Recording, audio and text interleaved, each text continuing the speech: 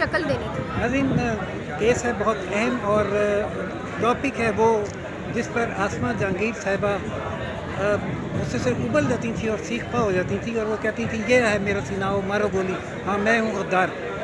تو ان کی صاحبزادی اب یہاں موجود ہیں منیزہ جہانگیر. منیزہ جہانگیر یہ پھر غداری کا ایک سرٹیفکیٹ نہیں 197 سرٹیفکیٹس جاری کر کے تھوپ دیے گئے اور اس کو بیس بنا کر کانسٹیٹیوشن کو فائنل کیا گیا. آپ کیا کہہ رہی ہیں اس پر؟ تو یہ دیکھیے میں کیا سمجھتی ہو رہا ہے ہوں، اور کیسے رکے گا؟ میں سمجھتی ہوں اگر میری والدہ یہاں پہ ہوتی تو وہ یہ ضرور کہتی کہ عمران خان نے آئین شکنی کی ہے. وہ یہ سمجھتی کہ انہوں نے کانسٹیٹیوشن کو ایبروگیٹ کیا ہے اس طریقے سے کہ نو کانفیڈنس موشن موو ہو چکا تھا. تو پھر نو کانفیڈنس موشن کے نتیجے میں یا ہاں یا نہ میں جواب آنے تھے اور اس کے تحت آئین کے آرٹیکل کے مطابق prime minister will cease to become prime minister. اس عمل کے تحت وزیر اعظم جو اس وقت منتخب وزیر اعظم ہیں وہ آئین کو پامال کرتے ہوئے اسمبلیز کو ڈیزالو نہیں کر سکتے چونکہ ان کی اپنی کانفیڈنس کے اوپر ایک سوالیہ نشان اسمبلیز نے اٹھا دیا تھا. تو ان کا کیا اختیار بنتا تھا کہ وہ انہی اسمبلیز کو ڈیزالو کریں. جو نو کانفیڈنس موشن ہے پوری دنیا میں ہوتا ہے، مگر کبھی آپ نے سنا کہ کوئی وزیر اعظم نو کانفیڈنس موشن فیس کر رہا ہو اور اس کے دوران وہ اسمبلیز کو ڈیزالو کر دے؟ ایسا ممکن نہیں ہے. تو بنیادی سوال یہی ہے کہ کیا وزیر اعظم جو ہاؤس کا کانفیڈنس کھو بیٹھے تھے ان کا کیا اختیار بنتا تھا کہ وہ اسمبلیز کو ڈیزالو کر دے. اور آپ اس کے اندر ایک کیس لاء کو بھی دیکھ لیں. کوئٹہ ہائی کورٹ کی ایک ججمنٹ اس کے اوپر موجود ہے جہاں پہ انہوں نے جمالی صاحب کی جو کیئر ٹیکر گورنمنٹ تھی وہ ڈیزالو کر دی گئی تھی. جمالی صاحب نے انہوں نے یہ آگے کہا تھا یہ اقدام غلط تھا، گورنر صاحب کا اقدام غلط تھا. اور انہوں نے یہ کہا اس کے اندر بڑے کلیئرلی کہ جو ججمنٹ ہے جو اسمبلیز ہیں ان کو ڈیزالو نہیں کر سکتے تھے اس لیے چونکہ جو چیف منسٹر تھے وہ ہاؤس کا کانفیڈنس کھو بیٹھے تھے. بہت شکریہ. مجھے آپ نے ویسے ہی دبنگ بات کی جیسے آپ کی والدہ کرتی تھیں اور امید ہے کہ کورٹ سے فیصلہ بھی اس پوزیشن کے حق میں آئے گا کیونکہ یہ اسٹیبلش وہاں پہ ہوا ہے کہ جب پارلیمنٹ میں نو کانفیڈنس موو ہو جائے تو اس کو ریجیکٹ کرنے کا اختیار اسپیکر کو نہیں پھر پارلیمنٹیرینس کو تھرو ووٹ ہے. اس کے علاوہ کوئی طریقہ ہی نہیں ہے کہ اس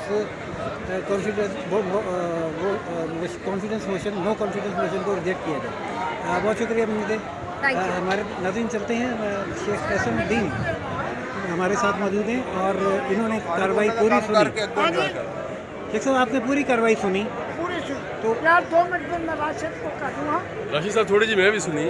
جی آپ سب بتائیں. پوری کارروائی سنی. اس میں جو یہ نقطہ ہے کہ اسپیکر کو اختیار ہی حاصل نہیں ہے نو کانفیڈنس موشن ریجیکٹ کرنے کا. اس پہ کل دلائل ہونے یہ آرٹیکل 69 کی جو بات کی گئی ہے یہ کیا ہے اس کا دلائل؟ میں ابھی واضح کر دیتا ہوں کہ اس کا مطلب کیا ہے کہ اگر 20% ہاؤس کے لوگ ایک ریزولوشن موو کریں اور اس ریزولوشن کو ووٹ آف نو کانفیڈنس کو ایڈمٹ کر لیا جائے اس بات کے لیے ووٹنگ کے لیے تو پھر اسپیکر کے اختیارات ٹوٹل ختم ہو جاتے ہیں. وہ اسے پھر اس پر ووٹنگ کرانی پڑتی ہے اور کوئی آئین اور قانون میں پروویژن موجود نہیں ہے. ہاں 69 کے تحت اگر فرض کیا اس میں کوئی پروسیجرل ڈیفیکٹ ہے مثلا یہ 20% لوگ پورے نہیں ہیں تو پھر جو ہے وہ آپ اس جگہ پر نہیں آ سکتے ہیں. پھر وہ پارلیمنٹ کو فیصلہ کرنا چاہیے. اس کیس میں کوئی پروسیجرل ڈیفیکٹ نہیں ہے صرف کانسٹیٹیوشنل کانسٹیٹیوشنل میں بتاتا ہوں. اب دیکھیں نا ایک آج اس دن ووٹنگ ہونی تھی ایجنڈا یہ تھا. اب اچانک ایک صاحب کھڑے ہوتے ہیں اور وہ ایک کہتے ہیں کہ یہ آرٹیکل 5 کی خلاف ورزی میں ریزولوشن موو کی گئی ہے. وہ ابھی ختم نہیں کرتے ہیں تو ڈپٹی اسپیکر صاحب اپنی رولنگ جو کہ پہلے سے لکھی ہوئی تھی پڑھنا شروع کر دیتے ہیں اور اسے اتنی تیزی سے پڑھتے ہیں کہ آخر میں اپنا نام لینے کی بجائے کیسر کا نام لیتے ہیں. اب ان کو یہ اختیار ہی نہیں تھا. اگر فرض کیا 2 منٹ کے لیے ایزیوم کر لیتے ہیں کہ چلیں یہ انہوں نے بات کی ہے تو پورا ہاؤس آپ کے سامنے موجود ہے. ان کے کمنٹس لے لیں उनसे कोई बात पूछ लें। आज जो बात हुई है वो आर्टिकल 95 रेड विथ सेक्शन, अब क्या लग रहा है आपको, कोर्ट किस तरफ जा रही है वैसे 5 जज? मेरे नुक्ता नज़र के मुताबिक तो आज जो है बड़ी मेहनत के साथ, कोशिश के साथ, शुरू में थोड़े से नहीं थे लेकिन बाद में नायक साहब ने अदालत को उस बात पर कन्विंस कर लिया है कि आर्टिकल 69 यहाँ पर अप्लाई नहीं होगा। उन्होंने कुछ इंडियन केसेस के और कुछ पाकिस्तानी एपेक्स कोर्ट के हवाले दिए हैं जिसमें ये बात उन्होंने वाज़ेह की है कि इस पर आर्टिकल 69 का इतलाक़ नहीं होता है। बहुत शुक्रिया हसन साहब ने बताया कि नाइक साहब ने ये इस्टेब्लिश कर दिया है और कल रज़ा रब्बानी साहब भी इसी मुद्दे पर दलाइल देंगे और उम्मीद है कि कल ये कंक्लूड हो जाएगा। एक बात सिर्फ ये थी कि इसको मैं समझता हूँ कि जो वकला साहबान हैं उनको दलाइल मुख्तसर करना चाहिए, उन्हें लंबा नहीं करना चाहिए, उनके आर्गूमेंट्स को अडॉप्ट करना चाहिए। मुख्तसर कर देगी लेकिन हुकूमत की कोशिश होगी कि बेशक कोर्ट का टेल कर सकती है, कोर्ट के पास सकते हैं। सर आपने भी सुनी सारी प्रोसीडिंग, आप क्या महसूस कर रहे हैं, क्या देख रहे हैं? जी मैं ये महसूस करता हूँ कि जो आज की जो प्रोसीडिंग थी वो पीपल्स पार्टी की तरफ से जो नाइक साहब थे उन्होंने अपने आर्गूमेंट स्टार्ट किए। जो 5 रुकनी बेंच था चीफ जस्टिस उमर अता बंदयाल साहब की सरबराही में, तो वहाँ पर जो आर्टिकल 69 है वही ज़ेर बहस रहा और उसके साथ ये ज़ेर बहस रहा कि जो स्पीकर की जो कार्रवाई हो रही है आया वो अकॉर्डिंग टू कॉन्स्टिट्यूशन थी या उसके अंदर कोई प्रोसीजरल डिफेक्ट था। तो वहाँ पर जो वकला थे उन्होंने अदालत को यही बताया कि जो स्पीकर की जो रूलिंग थी वो अकॉर्डिंग टू कॉन्स्टिट्यूशन नहीं है, वो अगेंस्ट दी अनकॉन्स्टिट्यूशनल उनका है और उन्होंने जो एक अजलास था वो एक तयशुदा मनसूबे के तहत आ गए। बहुत शुक्रिया सर। हमारे साथ मौजूद हैं साबिक जज हाई कोर्ट शफकत महमूद साहब। शफकत साहब क्यों कंफ्यूज हो रहे थे बार बार नाइक साहब और प्रोसीजरल इरेगुलरिटी से कोर्ट को हटा नहीं पा रहे थे, जबकि उनका केस ये है कि ये प्रोसीजरल इरेगुलरिटी नहीं है, कॉन्स्टिट्यूशनल इलीगलिटी है। मेरे ख्याल में अदालत की तरफ से ऑब्जर्वेशन थी कि ये प्रोसीजरल बात थी और अगर प्रोसीजरल है तो वो उधर लेके जा रहे हैं कि हमारा स्पीकर की रूलिंग को किस तरह क्वेश्चन कर सकते हैं।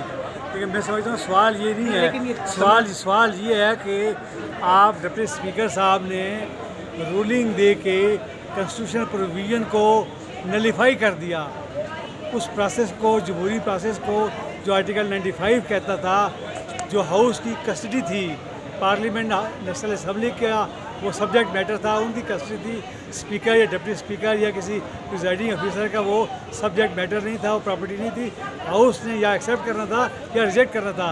मैं समझता हूँ कि आइनी वायलेशन हुई है, ये रूल्स रेगुलेशन या इन मुश्किलों से हट के सुप्रीम कोर्ट पूरे पाकिस्तान की नज़र सुप्रीम कोर्ट पे है। चीफ साहब ने कहा ये भी बताइएगा कि आपने कौमी सलामती कमेटी का बाइकआउट क्यों किया, वहाँ ये लेटर वाला मटीरियल रखा गया था, आप क्या समझते हैं क्यों बाइकआउट किया आप लोगों ने? मैं समझता हूँ अगर बाइकआउट किया या नहीं किया वो सिग्निफिकेंट नहीं है। सिग्निफिकेंट बात ये है कि डिप्टी स्पीकर ने नलीफाई किया आइनी प्रोविज़न, क्या वो कर सकता था या नहीं कर सकता, सवाल ये है। बाकी पार्लिमानी कमेटी में गए, चले भी जाते तो फिर क्या होता, नहीं गए इससे क्या फ़र्क पड़ेगा। इसलिए मैं समझता हूँ कि जितनी जल्दी इस मामले को, इस कज़िए का हल निकलना चाहिए ताकि पूरी दुनिया में पाकिस्तान बदनाम हो रहा है, लोग उंगलियां उठा रहे हैं, लोग हम पे हंस रहे हैं कि पाकिस्तान में किस तरह की जमहूरियत है, कि आइन किस तरह का है और इससे हर शहरी परेशान है। ठीक, जैसे शफकत साहब ने कहा कि आप ये समझते हैं कि जल्द इसका फैसला होना चाहिए, तो वो है कि कल समाअत मुकम्मल कर ली जाएगी और कल 12:05 तक के लिए इसलिए समाअत मुलतवी की गई है ताकि ज़्यादा से ज़्यादा वक्त इस्तेमाल हो सके। जो अपोजिशन के वकला हैं वो 1 घंटा मैक्सिमम लेंगे और बाकी 3 घंटे हुकूमत की जानिब से। चले ये सुप्रीम कोर्ट के चीफ जस्टिस ने बहुत अच्छा कर रहे हैं कि सबको सुन रहे हैं, लेकिन ये आज खुद नोटिस उन्होंने खुद लिया है, सुनना भी ज़रूरी नहीं था। जहाँ आइन टूट रहा हो, आइन से मजाक हो रहा हो, आइन से खिलवाड़ हो रहा हो, तो वो आज खुद नोटिस घर बैठ के भी कर सकते हैं। कल समाअत मुकम्मल हो जाएगी, देखते हैं कल कोई शॉर्ट ऑर्डर आता है या नहीं, लेकिन तवक्को है कि आएगा, क्योंकि हमें उम्मीद करनी चाहिए, हमें उम्मीद करनी चाहिए कल आ जाएगा। बहुत शुक्रिया। कल क्या होता है उस अपडेट से भी आपको आगे करेंगे। देखते रहिए रोशन पाकिस्तान न्यूज़। इजाज़त दीजिए शफकत साहब को, शफकत रवान साहब को, राशिद को। अल्लाह हाफ़िज़।